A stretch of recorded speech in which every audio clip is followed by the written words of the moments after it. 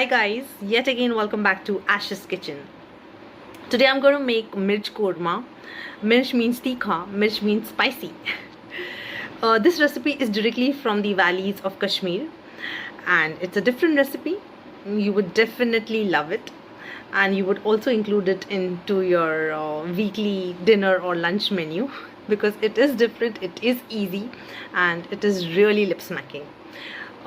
Different because I'm not going to use tomato puree nor curd into it. So let's check out into my kitchen what's the secret behind this recipe. The name of the recipe is Mirch Korma. Let's check out. So we start making our Mirch Korma now. This is just an overview and this is 750 grams of chicken. You can also use mutton if you want. So we'll start making. Okay, this is Kashmiri Lal Mirchi. You get it in the market. So I have soaked it into water for 1.5 hours. Now I would be taking it, removing it and grinding it into the grinder. We'll just remove this part of the Kashmiri Lal Mirchi and then I would grind it into the grinder. This way I have just removed the upper part of the Kashmiri Lal Mirchi. These are 8 to 9 Kashmiri Lal Mirchis. I have soaked it in water for 1.5 hours and now I would be grinding it into a smooth paste.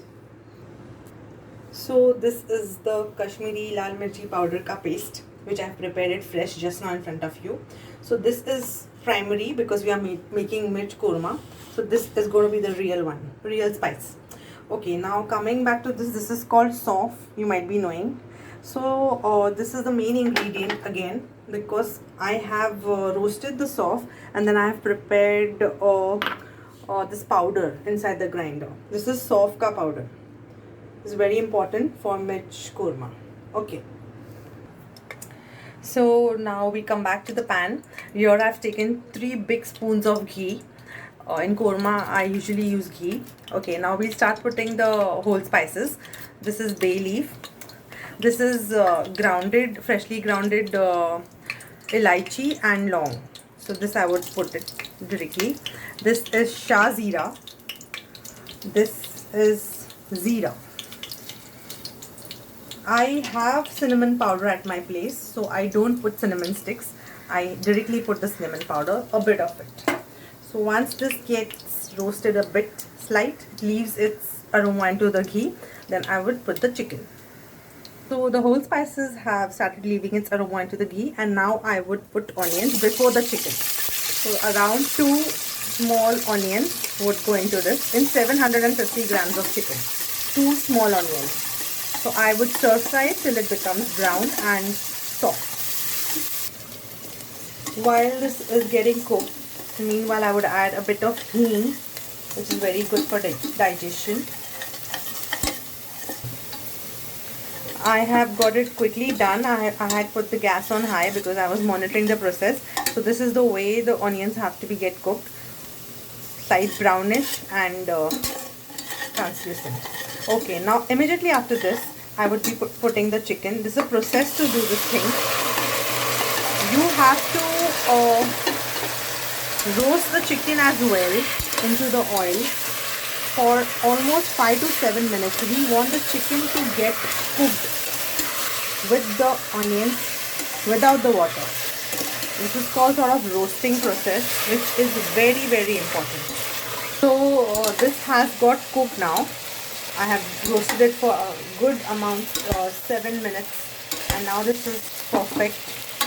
I've simmed the gas and now this paste we had prepared, red Kashmiri Lal Mirchi paste, this would go in good amount, around 2 big spoons. These are soup spoons, so 2 big spoons of this. Again a quick mix. While you're mixing, just see that the chicken gets properly coated with the red masala. Then only it would get the perfect color and texture. And water has not to be put in this process because the chicken itself is oozing out moisture. So that much amount of water is sufficient to roast the masalas. Okay, now this is sauf powder which we had prepared. I had shown you. I had roasted the sauf and then prepared a powder of it. This would go 2 spoons. Then would go ginger garlic paste, which I've already prepared and kept it. If you feel the paste is less, then you can put more. Almost 1.5 spoon is enough for 750 grams of chicken. So continuously I'm going to give it a good stir. This is dry ginger, which we also call salt in Hindi. This will go into this korma. This is around 1.5 spoon of salt, and I would be mixing. So soft powder and salt powder is very important in this korma. So it is taking the desired color, which is very necessary, and this has come with the help of Kashmiri Lal Mirchi ka paste, which is very important. Okay, so since we are cooking a traditional dish, so I'm putting in rock salt. It's up to you. If you don't have, you can put the normal one. Salt has gone, and now is the time to actually put in a little of water so that it just keeps it a bit wet and the chicken can get cooked. Please don't put in excess water, because then it will be a headache to dry the entire thing and the dish would lose its flavors and all. I'm pressure cooking the korma so that I can lock in all the flavors of the whole spices mainly into it. So it has been fully closed, and now I would just give it 2 whistles. Don't give more than 2 whistles because the chicken will shred.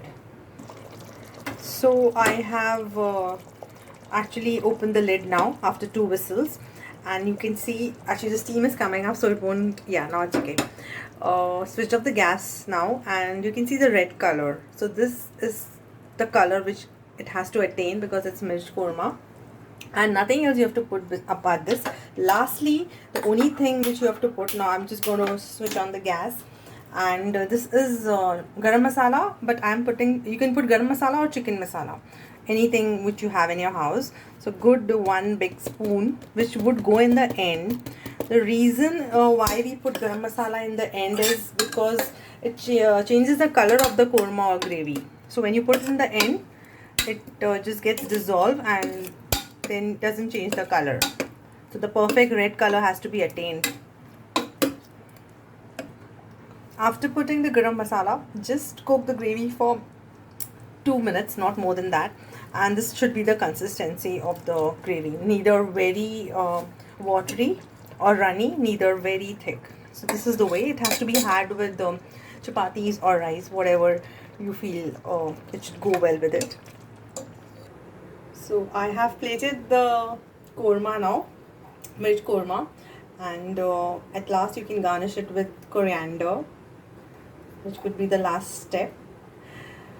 This is the way to prepare it, and as I told you, it's a different korma. It's a Kashmiri recipe, so this did not include tomatoes, neither curd.